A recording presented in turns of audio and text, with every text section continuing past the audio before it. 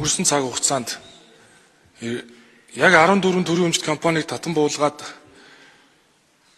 цомогтгол хийцэн ерөнхий сайд хэд байсан бэ гэвэл би бас сайн мэдэхгүй байна. Зүгээр төрийн өмчт компанийг өнөөдрийн ийм засаглалын хамралд оруулсан хүмүүс бол танаа манаа намынхаа аль аль нь 24 оны сонгуулийн дараа төрийн өмчт компанийг Ана ман хоёр хамтдаа заавруулсан. За энийгээ бас ярих ёстой шүү.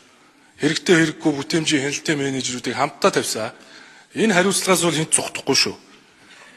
Эрдэнэс Монгол нэгдэл компанийг Чингис хаан баялагын сан болгоод 14 компани татан буулгаад 67 тэрбум төгрөг хэмнээд хуулийнхын дагуу Чингис хаан хөрөнгө оруулалтын сангийн зарчмаар ажилуулъя Чингис хаан баялагын сангийн нэгдэлгээд өчигдөр засгийн газрын хурлаараа нээлттэй урилгуудыг хомкуудад өгөөд одоо хомкуудын саналтанд үндэслээд төрийн өмчт компани дээр хөрөнгө босгох ажлыг хомкоор хийлгээд эхлүүлнэ.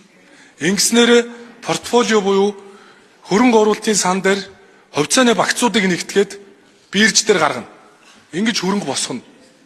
Энэ тохиолдолд тухайн төрийн өмчт компани 5-ыг авна уу 10-ыг авна уу нэгдснийхэн дараа гаргахаар 5% эзэмшиж байгаа хөрөнгө оруулалтын сан дээр ч гэсэн үнэлгээ хийгдэнэ. Олон улсын аудит хийлгэнэ. Засаглал сайжирна. Энэ бол бодиттой ажил. Дээрэс нь их хурлын гишүүддээ би талархаж байгаа. Бизнесийн эрх чөлөөний хууль 100 хуулийн өөрчлөлт. Энэ хуулиудыг гаргаснараа бодиттой чөлөөлт хийгдэнэ. Бүтээмж нэмэгдэнэ.